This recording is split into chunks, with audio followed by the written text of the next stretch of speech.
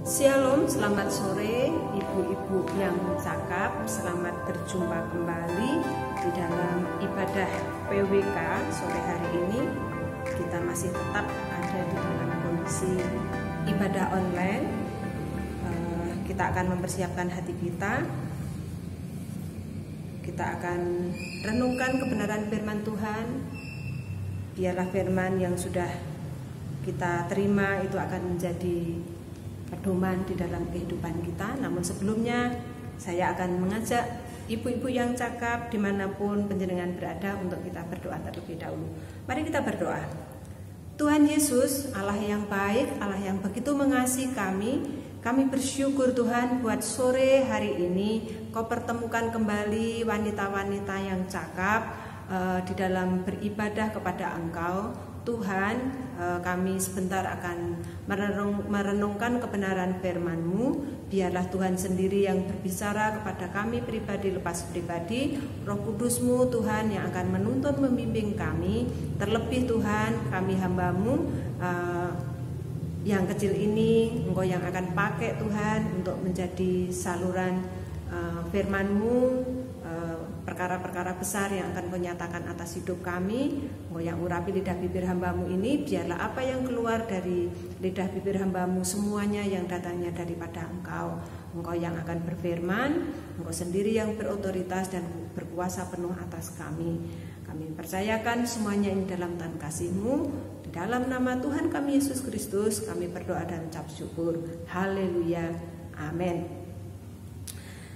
Pada sore malam hari ini di dalam renungan saya akan mengambil dari 2 Samuel 12. Ini tidak asing ya, kita semua sudah sering mendengarkan. 2 Samuel 12 ayat 1 sampai dengan 24. Namun saya tidak akan bacakan semuanya. Nanti saya akan post di ayat-ayat yang perlu kita baca. Saya akan bacakan terlebih dahulu dari ayat pertama sampai dengan yang ke-7. Demikianlah firman Tuhan. Judul perikopnya adalah Nathan memperingatkan Daud sehingga Daud menyesal. Tuhan mengutus Nathan kepada Daud. Ia datang kepada Daud dan berkata kepadanya, ada 2 orang dalam satu kota, yang seorang kaya, yang lain miskin. Si kaya mempunyai sangat banyak kambing domba dan lembu sapi. Si miskin tidak mempunyai apa-apa selain dari seekor anak domba betina yang kecil yang dibeli dan dipeliharanya. Anak domba itu menjadi besar padanya bersama-sama dengan anak-anaknya. Maka dari suapannya dan minum dari pialanya dan tidur di pangkuannya, seperti seorang anak perempuan baginya. Pada suatu waktu orang kaya itu mendapat tamu, dan ia merasa sayang mengambil seekor dari kambing dombanya atau lembunya untuk memasak bagi pengembara yang datang kepadanya itu. Jadi ia mengambil anak domba betina kepunyaan si miskin itu dan memasaknya bagi orang yang datang kepadanya itu. Lalu Daud menjadi marah kepada Nathan. Demi Tuhan yang hidup, orang itu melakukan hal yang harus dihukum mati. Dan anak domba betina itu harus dibayar gantinya 4 kali lipat karena ia telah melakukan hal itu dan oleh karena ia tidak kenal belas kasihan. Ayat yang ke-7. Kemudian berkatalah Nathan kepada Daud, engkaulah orang itu. Beginilah firman Tuhan Allah Israel. Akulah yang mengurapi engkau menjadi raja atas Israel, dan akulah yang melepaskan engkau dari tangan Saul. Dari sini dulu saya bos. Kita tahu ceritanya semuanya. Bagaimana yang sudah dilakukan Daud dengan Batseba. Saya tidak akan bahas itu karena kita sudah tahu keseluruhannya. Tapi kadang kita seperti apa yang dilakukan Daud. Kita sendiri melakukan tapi kita berteriak.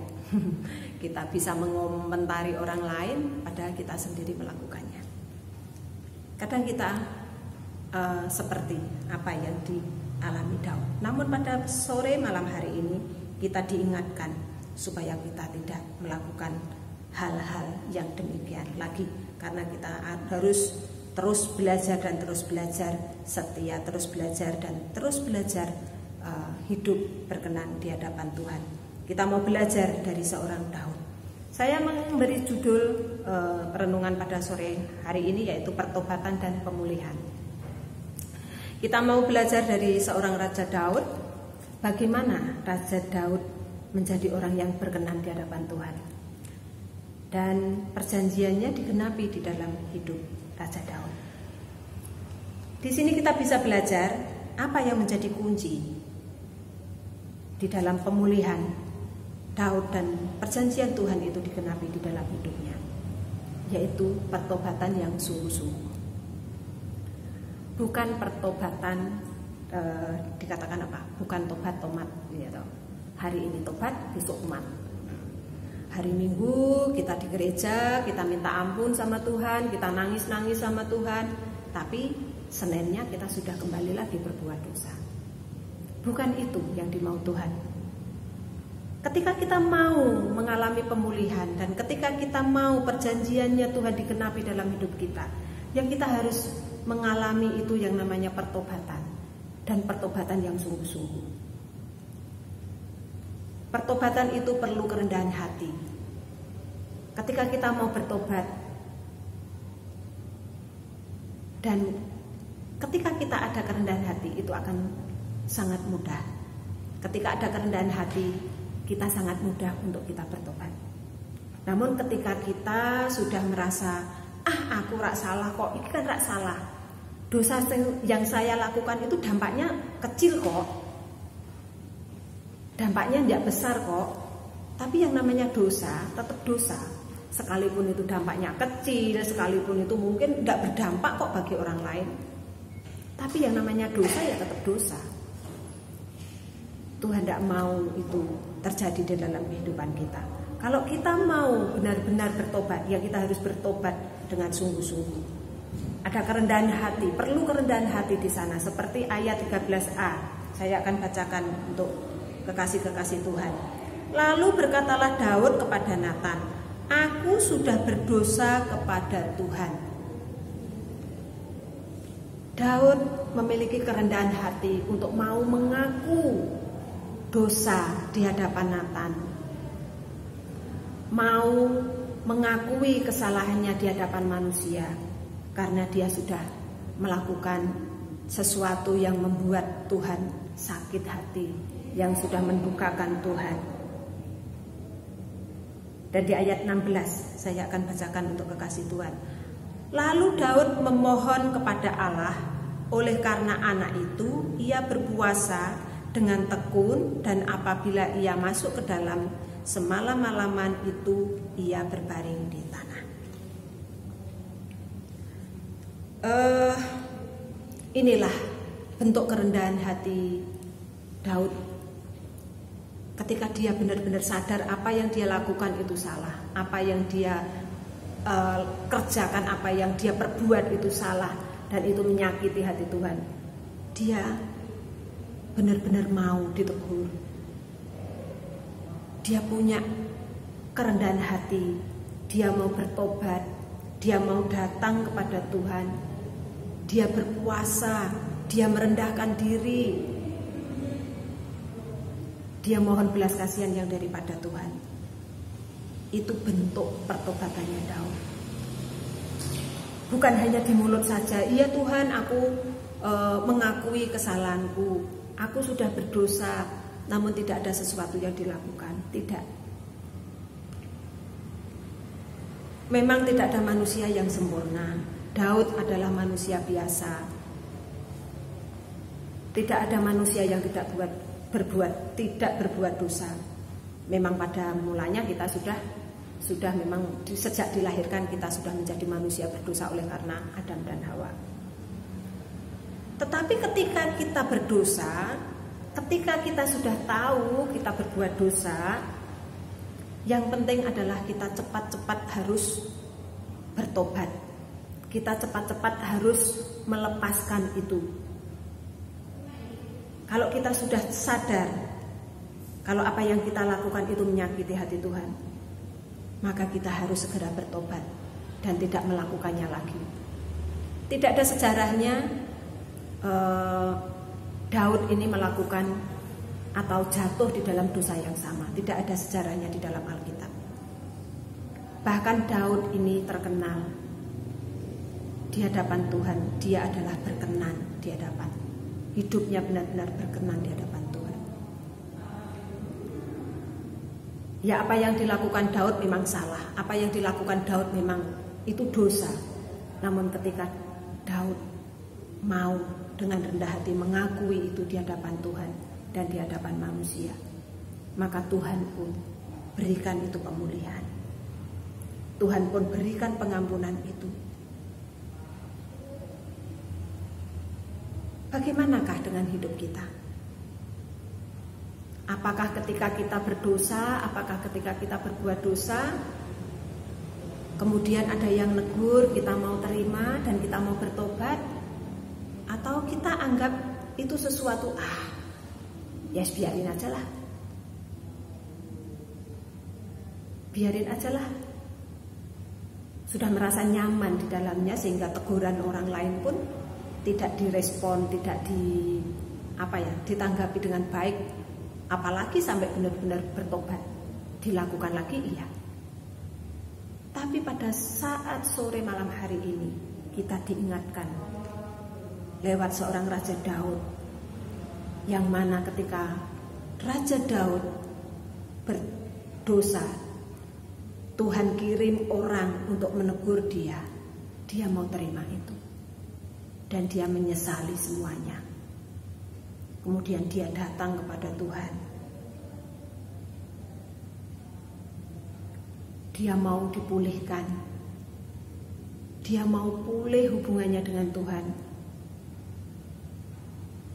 Yuk kita akan baca di dalam ayat yang ke-19 dan 20. Apa yang dilakukan Daud setelah dia menyesal, setelah dia benar-benar mengakui akan apa yang dia lakukan itu sesuatu yang salah di hadapan Tuhan. Ketika Daud melihat bahwa pegawai-pegawainya berbisik-bisik, mengertilah ia bahwa anak itu sudah mati. Lalu Daud bertanya kepada pegawai-pegawainya, "Sudah matikah anak itu?" Jawab mereka, "Sudah." Lalu Daud bangun dari lantai, ia mandi dan berurap dan bertukar pakaian. Ia masuk ke dalam rumah Tuhan dan sujud menyembah. Itu yang dilakukan Daud. Ketika dia salah, dia ditegur mau dan dia mau dipulihkan, ada sesuatu yang dikerjakan. Dia mau memulihkan hubungannya dengan Tuhan. Dia mau datang kepada Tuhan. Dia mau sujud menyembah kepada Tuhan, mengakui itu di hadapan Tuhan. Kemudian yang kedua, selain Daud hubungannya pulih dengan Tuhan, Daud juga hubungannya pulih dengan Batseba. Jadi semuanya beres. Ketika ada pertobatan, ketika kita mau pulih, maka perjanjian Tuhan itu digenapi di dalam hidup kita. Di dalam ayat 24, saya akan bacakan untuk kekasih-kekasih Tuhan. Kemudian Daud menghibur hati Batseba, istrinya. Ia menghampiri perempuan itu dan tidur dengan dia. Dan perempuan itu melahirkan seorang anak laki-laki. Lalu Daud memberi nama Salomo. Kepada anak itu Tuhan mengasihi anak ini. Iya, inilah apa yang Tuhan kerjakan di dalam hidup seorang Raja Daud. Setelah apa yang sudah dia lakukan, setelah apa yang sudah dia perbuat, yaitu yang tadinya melakukan perzinahan dengan Batseba, namun dia mau ditegur, dia mau bertobat, dia mau pulih, sehingga perjanjian Tuhan dengan Daud digenapi di dalam hidupnya. Apa perjanjian Tuhan kepada Daud dan keturunannya? Yuk kita akan baca di dalam 2 Samuel 7 ayat 12 sampai 16. Kita akan buka dan kita akan simak bersama-sama. Saya akan bacakan untuk kekasih-kekasih Tuhan. 2 Samuel 7 ayat 12 sampai dengan yang ke-16. Demikianlah firman Tuhan. Ini janji Tuhan kepada Daud dan keturunannya. Apabila umurmu sudah genap dan engkau telah mendapat perhentian bersama-sama dengan nenek moyangmu, maka aku akan membangkitkan keturunanmu yang kemudian anak kandungmu, dan aku akan mengokohkan kerajaannya. Ayat yang ke-13, dialah yang akan mendirikan rumah bagi namaku, dan aku akan mengokohkan tahta kerajaannya untuk selama-lamanya. Aku akan menjadi bapaknya, dan ia akan menjadi anakku. Apabila ia melakukan kesalahan, maka aku akan menghukum dia dengan rotan yang dipakai orang dan dengan pukulan yang diberikan anak-anak manusia. Tetapi kasih setiaku tidak akan hilang daripadanya, seperti yang kuhilangkan daripada Saul yang telah kujauhkan dari hadapanmu. Keluarga dan kerajaanmu akan kokoh untuk selama-lamanya di hadapanku. Tahtamu akan kokoh untuk selama-lamanya. Luar biasa ya, janji Tuhan kepada Daud dan keluarganya. Dia akan membangkitkan keturunannya dan akan mengokohkan kerajaannya.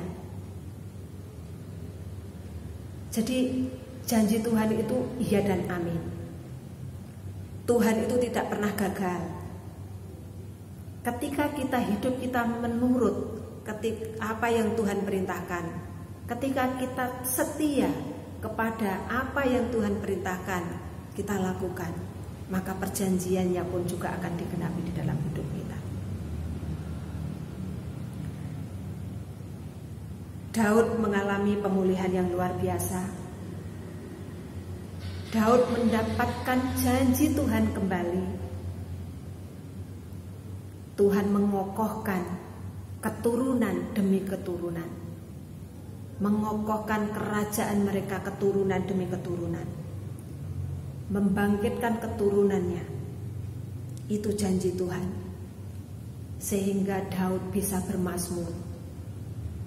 Mazmur Daud itu adalah merupakan bentuk ucapan syukur dan pengagungan Tuhan, pengagungan Daud akan Tuhan. Tuhan adalah Tuhan yang tidak pernah ingkar janji. Tuhan itu Tuhan yang setia akan apa yang sudah diucapkan. Firman Tuhan dinyatakan bukan iseng.